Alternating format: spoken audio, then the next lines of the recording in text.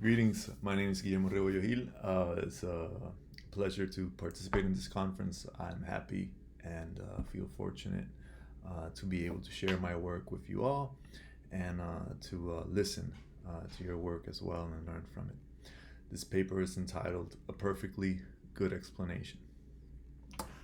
1. A woman lowers her driver's side window and spits at me. Spits in my direction is what I mean to say. She means to say rapist, or rather, she says it once she's done spitting. There's a perfectly good explanation for why this has just happened. I am not a rapist. It is important for me to say this, but my saying it does not explain anything. 2. This is how Twitter user Cat Under the Rain explains it. He just looks like a rapist. It's a comment in a thread under a photoshopped image of me holding a sign that reads, "My name is Guillermo Rebollo, and I'm a sexual predator." There is a perfectly good explanation for why I was holding this sign. The actual sign read, "More poets, less lawyers." I am a poet and a lawyer, but that's nothing to spit on. 3. This is how I explain it to myself. Bad luck, shit life, or maybe I really do look like a rapist. This is what my friend once told me. Remember, suicide would only make you look guiltier. Guilty, I said. No, guiltier. She saved my life. The proceeding is from a draft of a poem I've been working on, tentatively entitled A Perfectly Good Explanation. The events recounted in the poem can be explained as follows. In March 2019, a former university student posted a video on Facebook where she accused me of sexually assaulting her in January 2014. I first met the student when she enrolled in my class the following August, 8 months after the attack allegedly took place. The video went viral. According to the university's Title IX investigations, the allegations were politically motivated, part of a backlash against the feminist group I was associated with. The report draws on information obtained from 16 interviews, including my accusers and mine, 9 sworn statements, including hers and mine. In her sworn statement, my accuser left out the actual claim of assault. The 2 events recounted in the poem are representative of the online and on-the-street harassment I have experienced over the past 3 years. By no means are they the worst or most significant incidents. They just happen to work, I think, for purposes of crafting this poem. The idea for the poem arose from my reading of Jason Olson's Cento, If Anyone Was Offended, published in the literary journal Rattle in December 2021. Olson's piece is composed in its entirety of lines borrowed from public statements made by celebrities in response to backlash to their perceived violent, hateful, insensitive, or otherwise inappropriate comments and or behavior. The alleged and or confirmed bad acts range from racially insensitive tweets to extramarital affairs to sexual harassment and assault. In my reading, Olson's poems highlights the hypocrisy of the quote-unquote celebrity apology. My purpose is different. I, as an autoethnographer, should be able to take the list of disparaging tweets and Facebook posts I have amassed under the guise, I should say, of self-research for the past 3 years and arrange them and write about them in such a way that they do something other than simply redirect the hurt and shame and grief I felt and still feel toward those responsible for writing them or sharing them or liking them. I'm just not sure what that something I want the poem to do is. What perplexes me about If Anyone Was Offended is that there is no big revelation. The poem simply highlights what we already presume to know.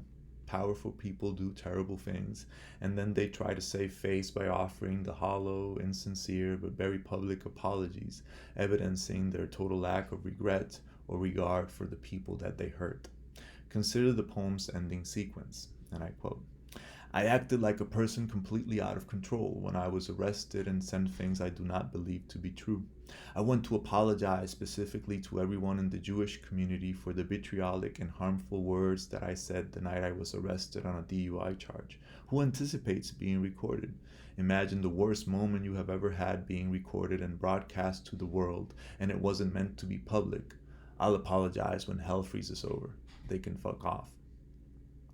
While included here are comments made in 3 separate occasions and pertaining to 3 distinct events, they were all made by the disgraced Hollywood actor Mel Gibson.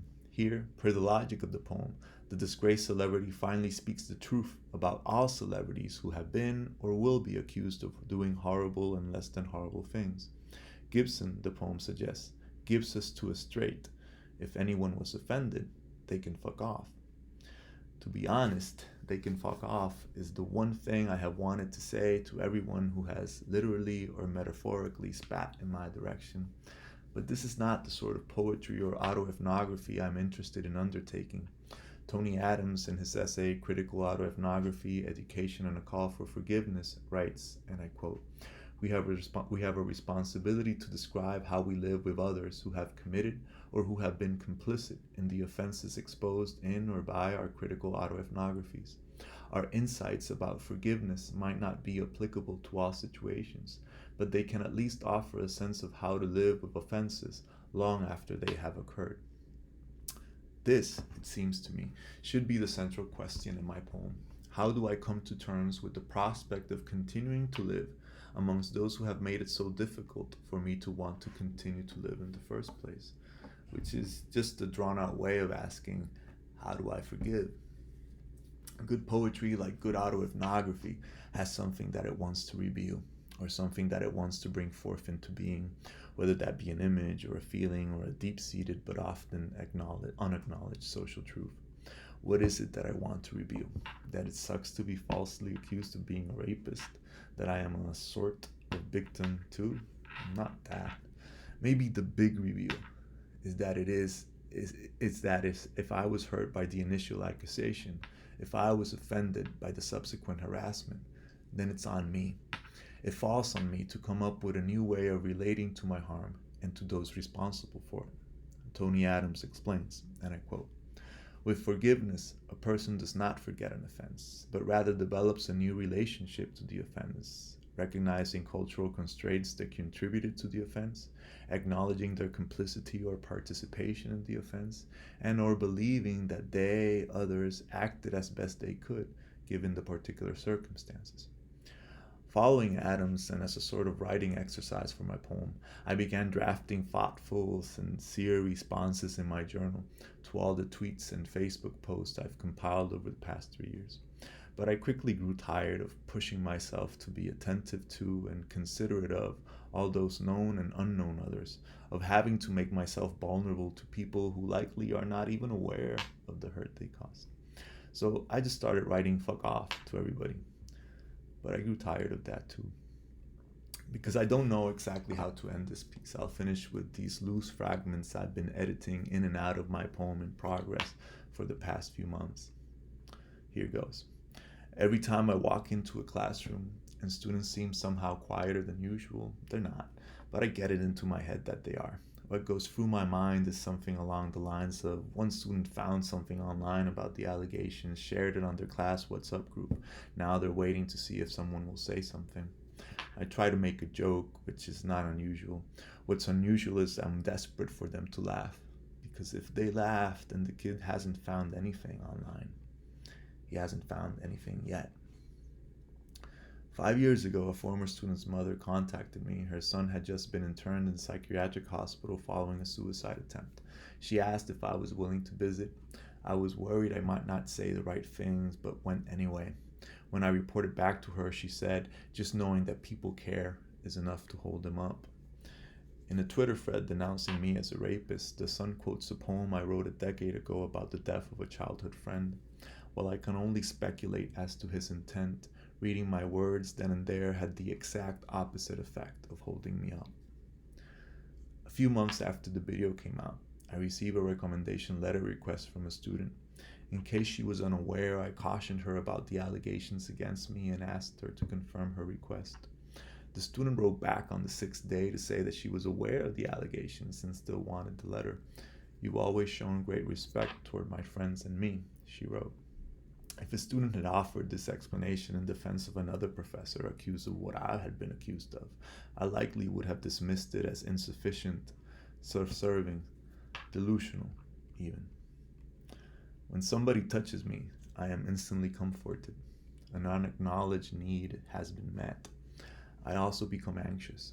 If they ever find out about the allegations, chances are they will hold having physically embraced me against me.